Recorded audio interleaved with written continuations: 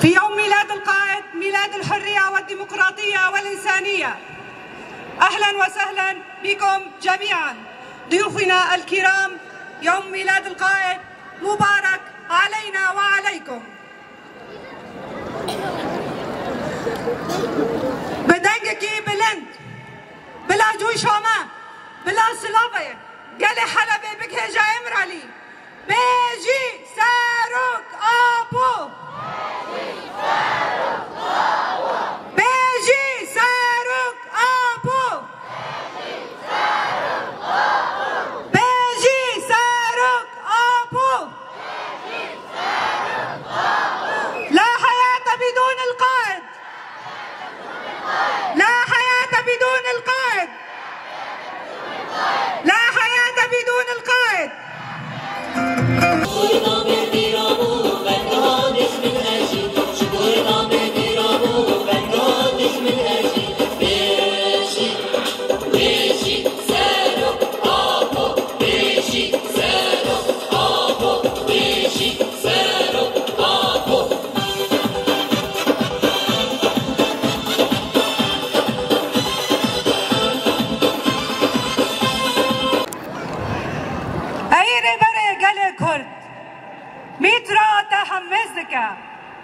و پیامات دانیا لگلان پیروز دکه نتنه توی آب مبه توی آب پرگلان به و رباز دانیا و آزادی نتنم به روشبونت پیروزه دیرجن خواه داجینه لروج حالات ناوین تبوه ویا وجینه تبوه ویا وجینه تبوه ویا وجینه.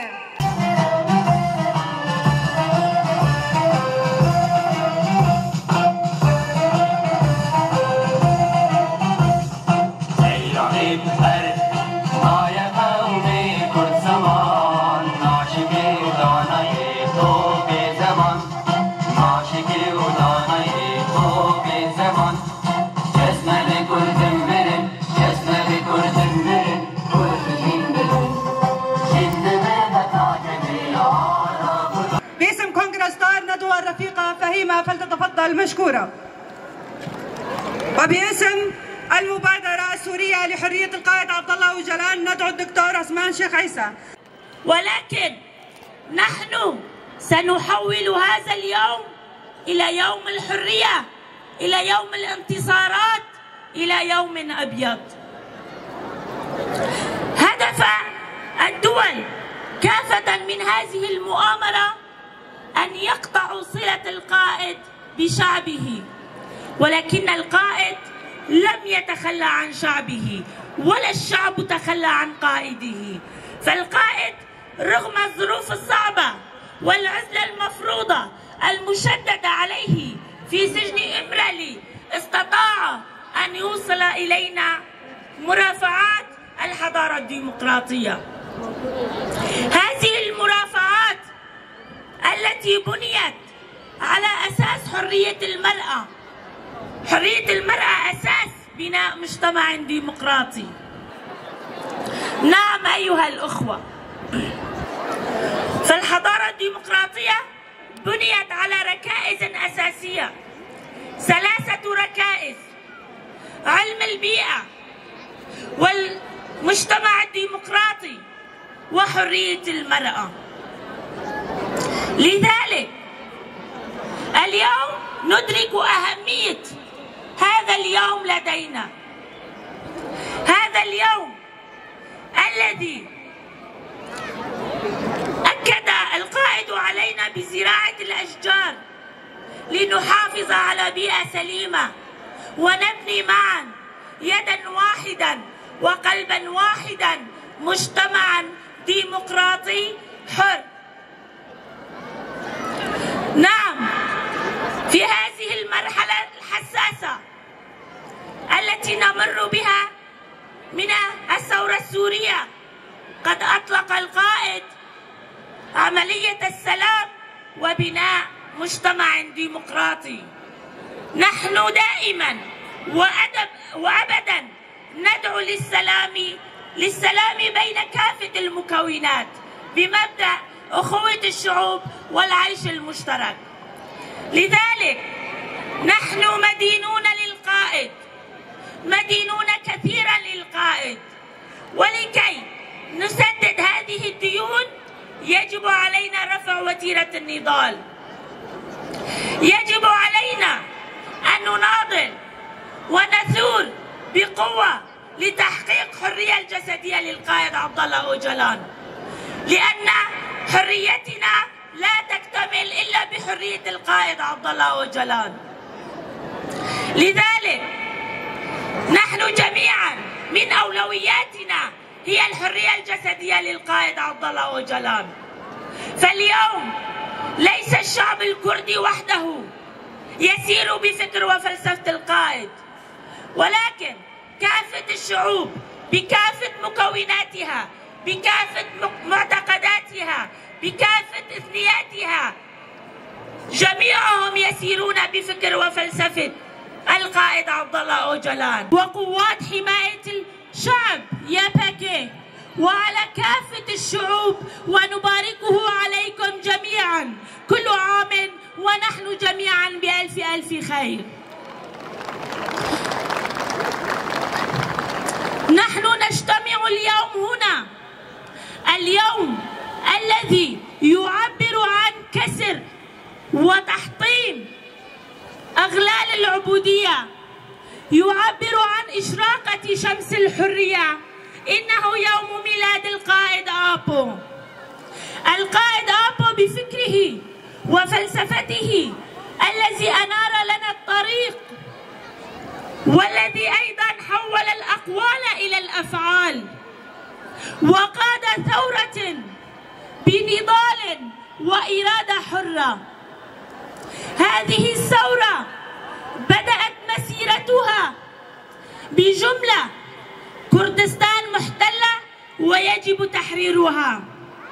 نعم، وأكمل مسيرته القائد حتى الآن، وحتى هو في سجن إمرالي أكمل هذه المسيرة.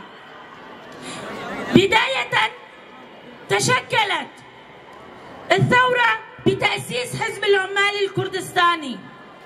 هذا الحزب الذي أكد فيه القائد بأنه ليست حركة ذكورية فقط، بل هي حركة نسائية، حركة مجتمعية، يكون كافة الشعوب الذين يتأملون بالديمقراطية دور أساسي فيها. حتى بدأت المؤامرة، وهذه المؤامرة كانت تكاتف معظم دول العالم لكي يقضوا على فكر وفلسفة القائد عبد الله أوجلان. هجا قال مي برخدير، قال مي ربار آبو، قال مي يكو هر سال 4 نیسان وک روشبوینا نتنه قال كرد قال گشتی روجلاتا ناوین و هر وها اموی روجا پیروز دسرید الميمار آزادیه لريبر فلسفه تکوشین آزادیه ريبر آبو ام پیروز دکن جفر حتانی بإمرالیم. حوال نیجا 4 نیسان تیریشک جگند آمارا برف بعزمانا بریکت و شوق خدا گشتی دنیای و او تیریجا کو بریکتیه او هیشت کو شف وگر روش و بندستی وگر آزادیه و کولتی وگر سربستیه. تکوشین و آزادیه ریبر آبو جبو سر راست کرنا دیروکا آب بخت آکو ماسکای حقارت سر هاتکو پچناندن. ریبر آبوش بو حقیقتا انسان و انسانیت 4 نیسان ده هات دنیای جبونا ویجی اف تکوشینا کو دایا مشاندن دسایا برخودانیا ریبر آبو یا فلسفی و فکری دا ایرو شورش لدنیای بلاف بویا. اف شورش کل هر دوره کل برخود ده برحکی فدکاری، برحکی اصرارلی، اوج فکر و فلسفه بیرو باوریا آزادیا ریبر آپو یاکو مسوگریا جواکه که آزاد و دموکراتیک دگری دست دگریم